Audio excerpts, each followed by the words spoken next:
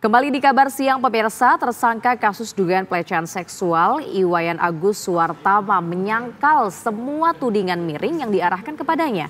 Namun penyidik kemudian mengantongi fakta bahwa belakangan korban Agus terus bertambah hingga belasan orang termasuk anak di bawah umur. Lalu bagaimana Agus memikat korban-korbannya?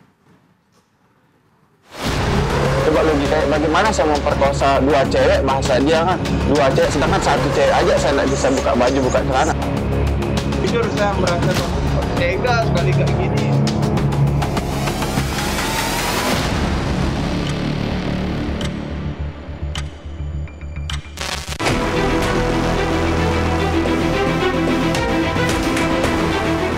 Kejaksaan Tinggi Nusa Tenggara Barat menyatakan berkas perkara kasus pelecehan seksual yang menjerat Agus penyandang disabilitas asal Kota Mataram belum lengkap.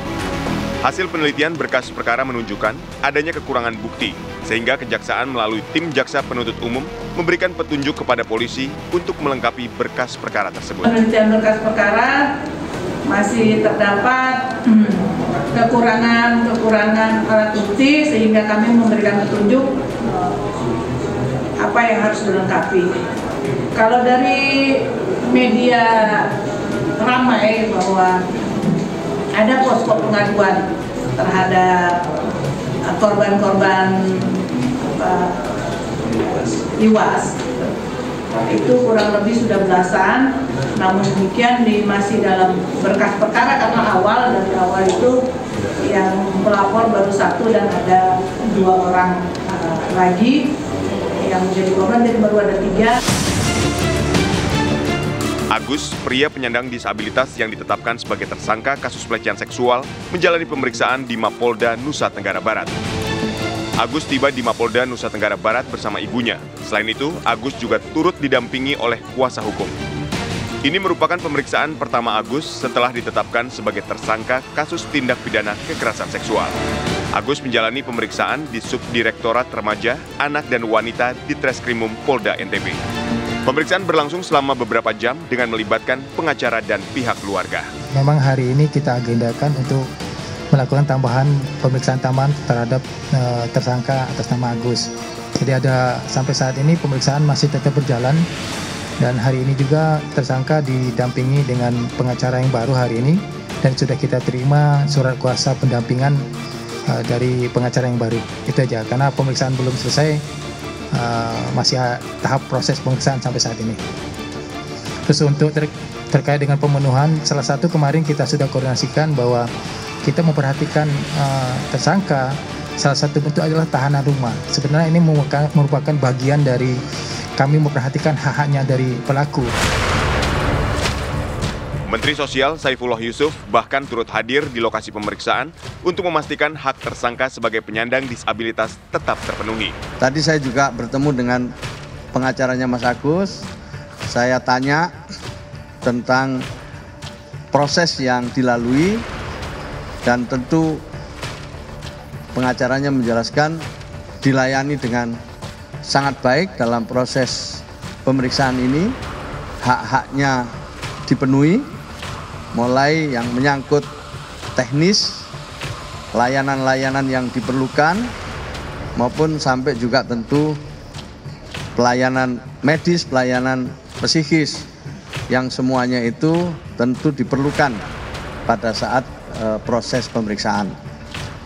Dengan begitu, saya yakin bahwa proses yang dilalui Mas Agus di Polda NTB ini dilakukan dengan suatu kehati-hatian, suatu ketelitian, tahap demi tahap.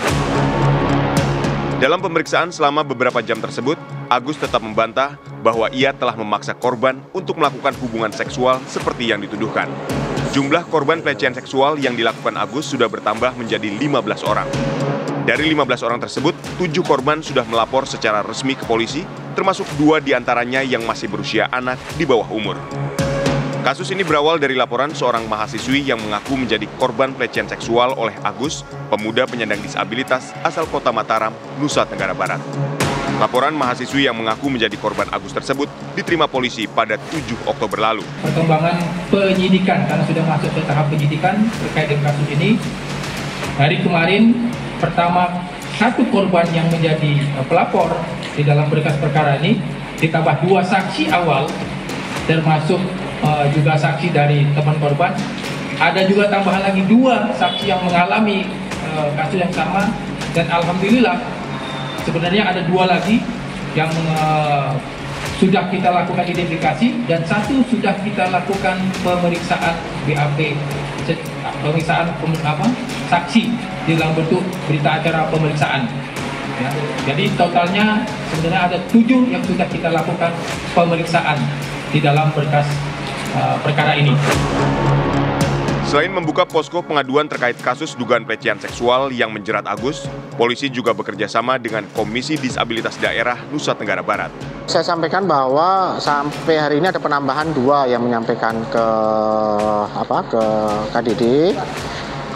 Kemudian yang diperiksa juga ada penambahan. Jadi yang kemarin yang diperiksa baru 5. Sampai hari ini yang diperiksa sudah 7.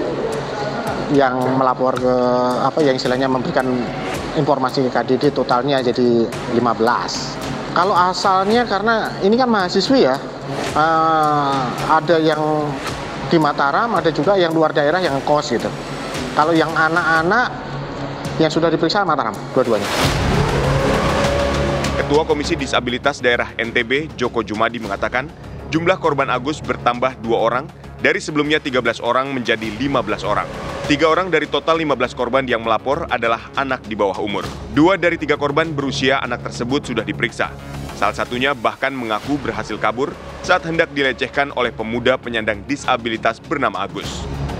Setelah kasusnya menjadi polemik, fakta-fakta baru tentang perilaku Agus pun terungkap publik. Mulai dari kesaksian orang-orang yang telah lama mengenal Agus, hingga jejak digital berupa rekaman video ketika Agus berdua dengan seorang anak perempuan yang hanya mengenakan pakaian dalam di sebuah kamar.